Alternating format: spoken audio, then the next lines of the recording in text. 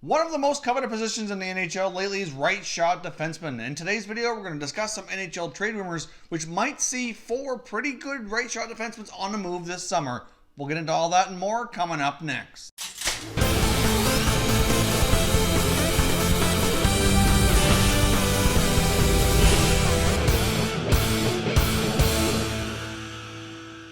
Welcome back to another video here at Top Shelf Hockey. If you're new to the channel, thanks for stopping by. We review and discuss all 31 NHL teams, so if you're a huge hockey fan, consider subscribing and clicking the bell so you don't miss anything. So there are many teams out there looking for a top pair or top four right shot defenseman, and I'm going to talk about some rumors today that might have some pretty darn good ones on the move here this summer. Now let's get started with the Colorado Avalanche and the possibility here that they might trade right shot defenseman Tyson Barrie. Now Tyson Barrie had another solid year for the Avalanche and was a big part of their playoff success as well, and there's certainly no guarantee they're going to move him. Obviously, we saw youngster Cale Makar jump into the NHL, make his debut in the playoffs, and look pretty darn good. Samuel Girard also had a nice bounce back and looked pretty solid as well. They've also got right shot defenseman Connor Timmins in the system, and his health and his well-being certainly likely will play a big role here in what they decide to do with Tyson Barrie. Now, Tyson Barrie's entering the last year of his contract, so he's going to be a pending UFA heading into the season. He's going to be looking for an extension,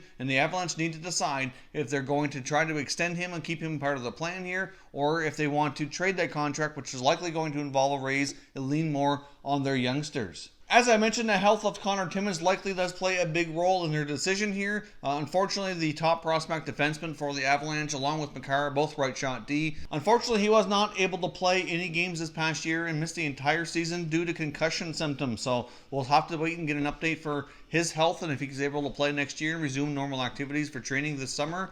It's going to be interesting to see how they proceed here, but if he looks like he is going to be an extended period of time and there's no guarantees he can play, they very well might shy away from trading Tyson Barrie here as well. Now, another big part of this as well is going to be their plans at the 2019 NHL Draft. As we know, the Avalanche have 2 first-round picks, including that of Ottawa, plus their own. So they're picking in the top 4, number 4 spot. And then they also have a pick in number 16 as well. So we might see General Manager Joe Sakic get creative, maybe use those as trade bait, or he very well might keep both of them and select 2 pretty solid players. At number 4, there is a possibility, depending on what the other 3 ahead of them do, especially that number 3 spot, that they could possibly grab a top defenseman in Bowen Byram. Then that would also give them an extra reason to possibly trade Tyson Barrie here as well. Now, we've heard the Tyson Barrie trade rumors before. There's certainly no guarantees they're going to move him. You might have an argument that you never really have too many good solid defensemen, and a lot of these other guys that they're really starting to lean on are still quite young, so there's a possibility that they may not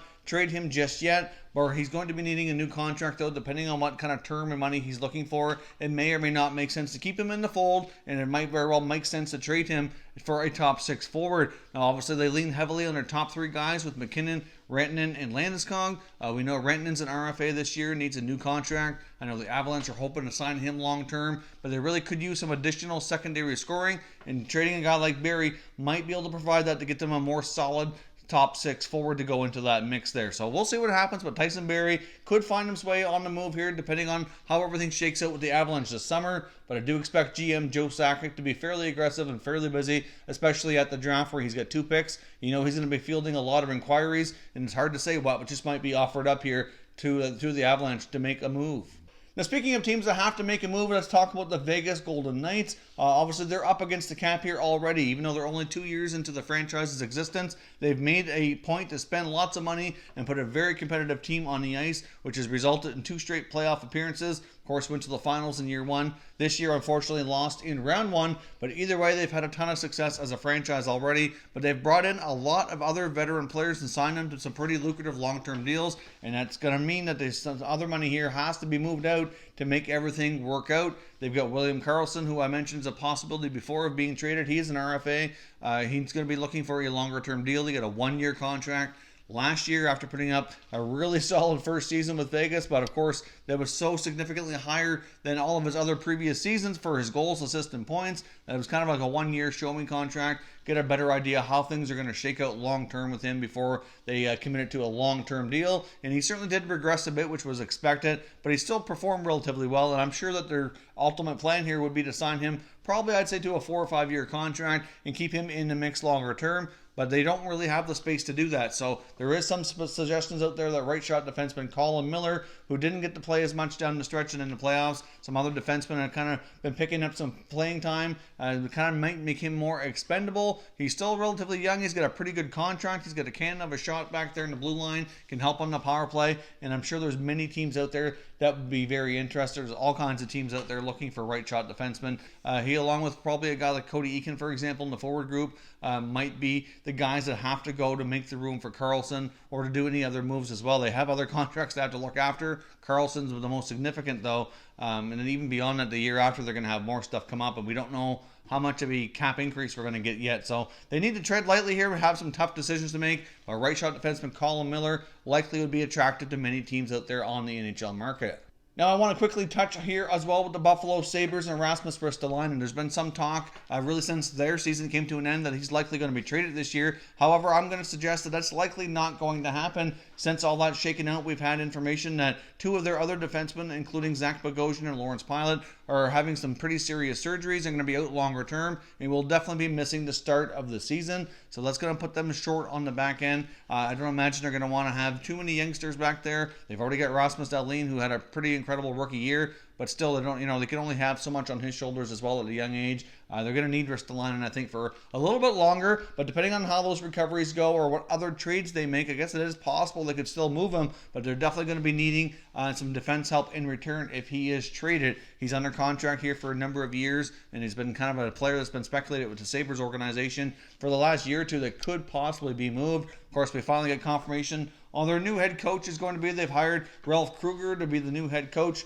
so we'll see how that goes. Certainly an interesting choice. I know he seemed to be the type of coach that many people were quite fond of. He spent the last number of years over in the Premier League over in England, so certainly an interesting career path that he's had, so we'll see how that works out for Buffalo. I would say more than likely Ristolainen doesn't get moved, and the only way that would happen is if they get another similar type of right shot D in return. Now lastly here, I want to touch on the Winnipeg Jets and Jacob Trouba, and he's not the only guy in the Jets roster here that likely could be traded this year. The Jets, like many other top teams, have had a lot of success and have had a lot of young players really grow up to be top stars in the league, are going to be looking for some long-term, pretty big money deals, and they're going to have some tough decisions to make as well. Of course, Jacob Trouba's relationship with the Jets has kind of been up and down, and really he's been non-committal to do a long-term deal. I can't imagine the Jets are going to want to go to another one-year contract that would put him at a UFA status next year. That is not preferable to the team at all, because more likely at that point he walks as a free agent, something they're not going to want. They also have Tyler Myers, who's another right shot defenseman with the Jets, who's a pending UFA right now that they'd probably like to keep, but as of today, can't really afford to do that. But if they trade Jacob Trouba, that would certainly go a long way to freeing up some money to keep Myers. They certainly don't want to lose Trouba through trade and then at the same time lose Myers through free agency. That would be a big blow to that back end. So they need to be able to keep one of them, and it just seems unlikely that they're going to sign Trouba longer term and avoid his free agency here for at least for a little while. Trouba's been a top defenseman for the Jets, though, eating up some big minutes, made a great pair with Josh Morrissey, so it would be a shame to see him go, but at the same time, like I said, he's just been non-committal to do a longer term deal with the Jets. So we'll see what happens, but in order for them to keep Tyler Myers and avoid a one-year deal with Trouba and lose him to free agency, more than likely Trouba is traded. Like I said, and another right shot defenseman is going to garner a lot of attention out there. I mean, I know teams like the Oilers, the Leafs, just to name a couple, likely would have interest. I don't know what the return would be, but they certainly are going to have to free up some cap space by doing that. So it wouldn't be anything big money coming back. Likely be more futures would be my guess what they'd be looking for, or possibly a number 2 center at a pretty reasonable contract. Obviously, they've had a hard time nailing down a number 2 center on a consistent basis. It's been Brian Little off and on. But the last 2 years, heading into the playoffs at the deadline, they've acquired a number 2 center and had to give up a first-round pick. I'm sure they're not going to want to do that for the third year in a row. So if they can get something figured out this summer, would certainly be preferable. I think longer term, they probably wouldn't mind seeing youngster Jack Roslovic grow into that role. But it's unclear right now if he's quite ready to have that role, and at least on a full-time basis. They still have Brian Little in the organization for a few more years on his contract as well, who could slot down to number 3 and 4 guys if they can find another solid number 2. But it's going to have to be the type of contract that works for their cap situation, which is not going to be easy. So if they do trade Trouba, they very well could bring in possibly that player to fill that role, keep Tyler Myers, and another player on the Jets that likely Could be facing some uncertain future here. I mean, he still has a long-term contract, but that's Nick Ehlers. I mean, Ehlers has been a pretty good soldier for them. Been a first-round pick way back. Got a pretty good relationship with Patrick Laine. Those two played well together as well. But last year wasn't the best for either of them. Ehlers missed 20 games due to injury. His goal totals were down as a result of that. He finished with 21. But if you prorate that up to 82 games, he would have been around 27, 28. Which is pretty well where he was at the year before, but his assist totals are down, and that certainly could correlate to the fact that he hasn't been playing with Laine as much, and even when he was, Laine wasn't scoring as much. I know Ehlers had a lot of assists in his goals in years past. The other big thing with Ehlers, though, that the Jets are not pleased with is that he has not performed in big moments like the playoffs. He's played 21 playoff games, and he has 0 goals. So that's all for 21 for Ehlers, who's somebody they rely on for a fair bit of offense, is just not getting it done. So he's entering his second year of a 7-year deal that pays him $6 million per year. So certainly a pretty decent contract for what he's been able to contribute in a regular season. He's only 23 years old, so I don't think they're quite ready to give up on him. But I think it's quite possible. I've heard Elliot Friedman say before as well on his podcast that it's a possibility that the Jets will at least entertain offers on him. Depending on what the return would be, it would be something they would consider doing to free up some cap space to look after some of their other younger players. They also have some big-time RFAs like Patrick Laine and Kyle Connor that need to be signed this summer, and they're going to be commanding some pretty big bucks, so they have to be able to shed some salary in other ways. And another forward, too, like Ehlers, that could find himself on the move would be Matthew Perreault. Perreault still has another year on his contract, but he's another guy that could find himself on the way out to clear up cap space. Overall, like I said, some pretty big decisions for the Winnipeg Jets this summer. Hard to say how they're going to go about this, but there's certainly lots of speculation, lots of trade rumors swirling around that team as we await to see how they go about handling all of these contracts. So that is all your updated NHL trade rumors for today, May the 15th. Certainly leave your comments and thoughts down below in the comment section. We can discuss further what your thoughts are on some of these players moving, what teams might be interested. Maybe give me your mock trades in the comment section as well, and we can discuss further to see if they make good sense for both sides. If you're new to the channel, I hope you consider subscribing. We cover all 31 NHL teams, and there's plenty of content here for all hockey fans to enjoy. So if you're new, subscribe for more videos just like this one, and give it a thumbs up if you enjoyed it. I'd appreciate it if you did. As always, thank you for watching, and I will catch you next time.